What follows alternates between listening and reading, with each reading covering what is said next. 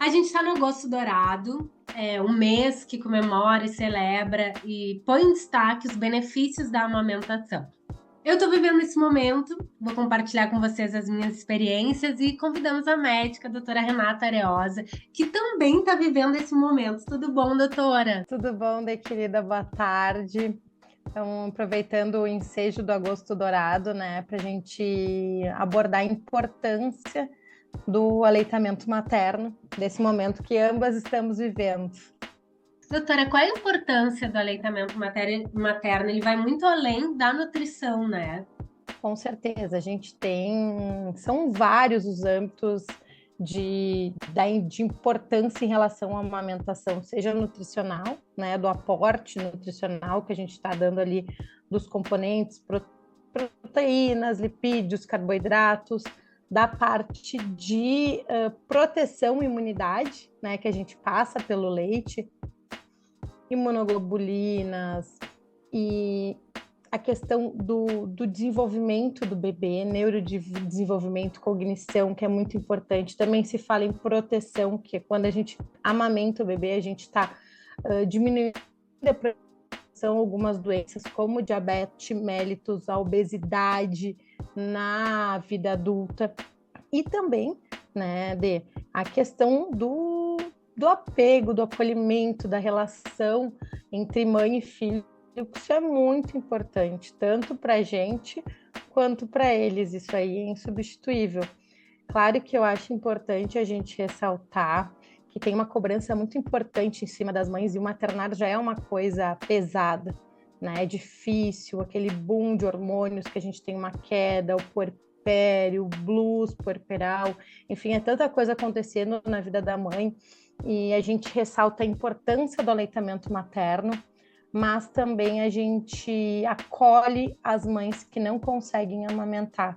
E eu acho que a gente só tem essa visão depois que a gente se torna mãe, de como é difícil amamentar, de como é sofrido, como é dolorido. Eu tive, por exemplo, mastite, eu tive lesões na mama, sangramento, tive que fazer laser, tem uma síndrome que se chama síndrome de Raynaud, que é uma vasoconstrição periférica nas mamas, então para de passar sangue nas mamas, faz uma isquemia e faz uma dor isquêmica, que é uma dor absurda.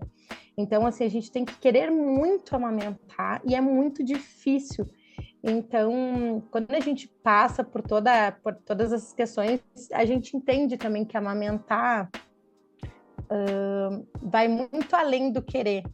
E muitas vezes a gente quer, a gente se prepara, a gente lê, a gente se informa, a gente se dedica e não consegue por vários motivos, né?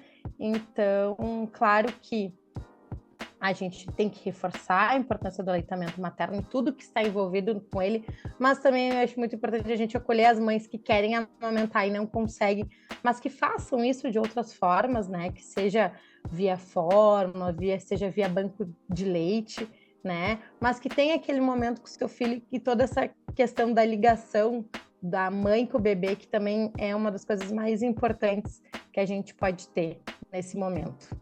Essa empatia também a gente realmente só aflora depois que a gente tem e vê os desafios, né, da amamentação. Com certeza. Uma Sim. mãe, ela só reconhece, tem empatia e consegue entender e para de julgar outra mãe depois que a gente se torna mãe. São duas. Eu sou uma pessoa completamente diferente depois que eu me tornei mãe. É impressionante. Sim. Doutora, isso tem a ver com os hormônios, né, também. Eu queria falar um pouco sobre a ocitocina, que é conhecido como o hormônio do amor, certo? Uhum. E como ele se relaciona, entrando já na seara da cannabis, com o sistema endocannabinoide. Eu tô aparecendo aqui para ti, Dê? Tá. Aham. Ai, tá. Não, porque ficou. Fechou? Fechou, mas voltou aqui para Deu? mim. Bom, a ocitocina é um dos hormônios que a gente produz junto com a prolactina na amamentação, toda essa que está envolvida com a amamentação, a lactação, e é um hormônio tanto desde que a gente começa a liberar quando a gente entra em trabalho de parto, né, que vai estar relacionado com a questão das contrações, né? E que vai desenvolver tanto o relaxamento do colo do útero, da dilatação e o nascimento do bebê, como também ele está envolvido nessa questão de bem-estar, de apego, enfim, da relação mãe e filho. Acho que já desde do parto, antes do parto, quando a gente entra em trabalho de parto, a gente começa a aumentar a produção e liberação desse hormônio, que vai desencadear, então, no nascimento e depois nessa questão do aleitamento materno. Perfeito. Doutora, na tua coluna do Portal Cannabis e Saúde, a doutora relatou que resolveu descontinuar o uso de produtos à base de cannabis, né, do teu tratamento pessoal, além de ser médica prescritora, a doutora também é sempre nessa dobradinha, né, doutora, da vida real, da vida e trazendo esse conhecimento, compartilhando e levando para os pacientes. A doutora compartilhou na coluna que resolveu descontinuar o uso dos produtos à base de cannabis, né, durante a gestação. E agora, durante a amamentação, o que a doutora resolveu fazer e o que a doutora recomenda?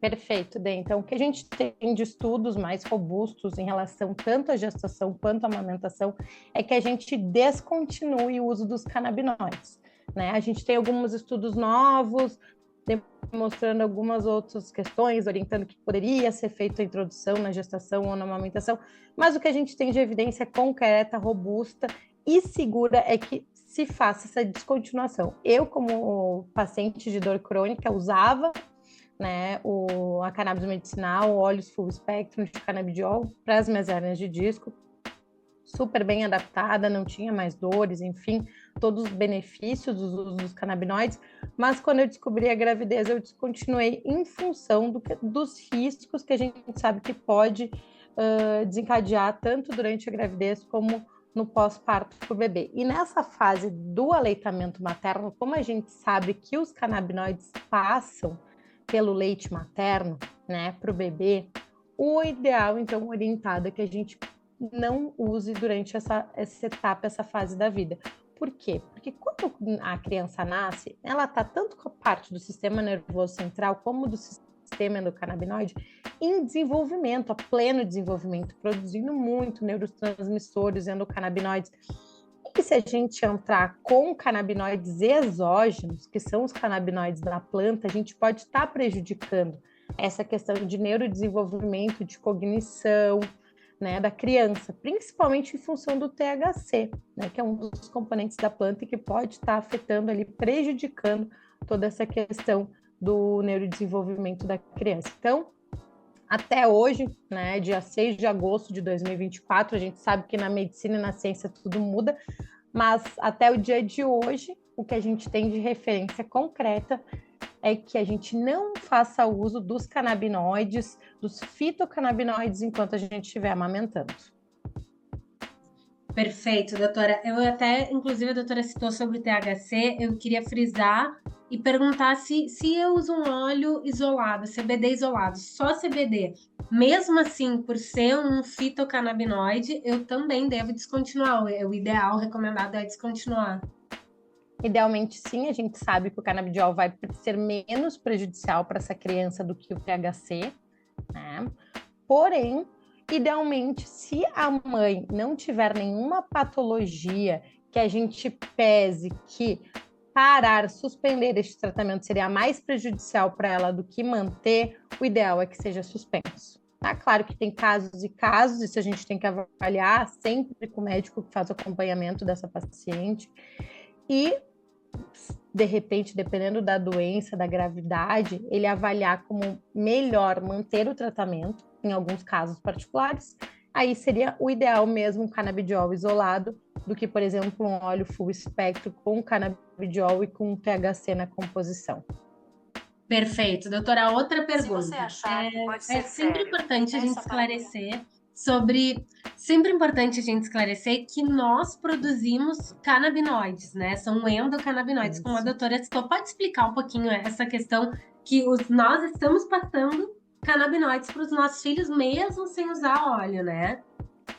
Exatamente. Nós temos um sistema que se chama sistema endocannabinoide, que foi nomeado desta forma em homenagem à planta da maconha. porque primeiro foram descobertos os fitocannabinoides, que são compostos químicos que a planta produz, e a partir daí, ao longo dos estudos, foram descobertas substâncias neurotransmissores principais, são a anandamida e o 2-AG, que é a anandamida e o 2-AG, que são os dois principais componentes neurotransmissores do sistema endocannabinoide, e eles têm fórmulas, composições muito próximas ao THC e ao CBD, que são os canabinoides da planta da maconha. E esses endocannabinoides, que são os canabinoides endógenos produzidos pelo nosso próprio organismo, eles estão sendo produzidos o tempo todo, né? Então, conforme a nossa necessidade, a questão do equilíbrio do corpo, da homeostasia, eles são produzidos e, consequentemente, eles também são liberados pelo leite materno para os bebês durante o aleitamento. Perfeito, doutora, muito obrigada. Ficou faltando alguma coisa em relação a falar sobre esse agosto dourado? Eu acho que, como mães, né, de profissionais que trabalham nessa área de medicina canabinoide, a gente tem que reforçar a importância do aleitamento materno.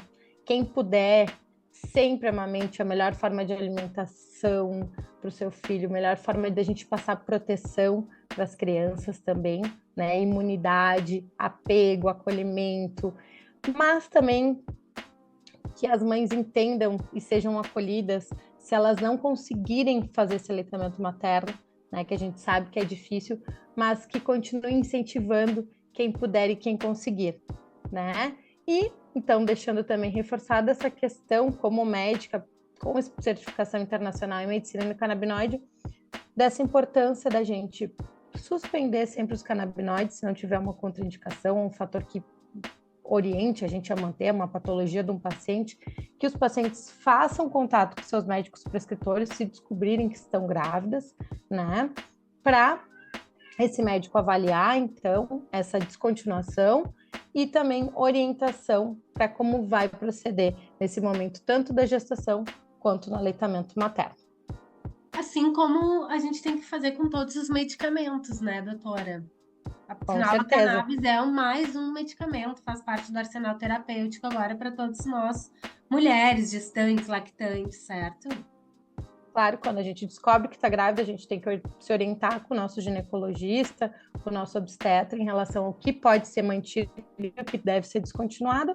A cannabis é uma dessas medicações, como todas as outras que a gente deve seguir essas orientações para a gente ter uma gestação segura, né, para que o bebê nasça bem e para a gente manter todo esse desenvolvimento da criança ao longo dos anos. Perfeito, doutora, muito obrigada, um feliz mês de agosto e bom, vamos fazer um amamentaço do Portal Cannabis e Saúde, né? Com certeza, Dê, muito obrigada por mais essa oportunidade de estar aqui compartilhando conhecimento e um beijo grande.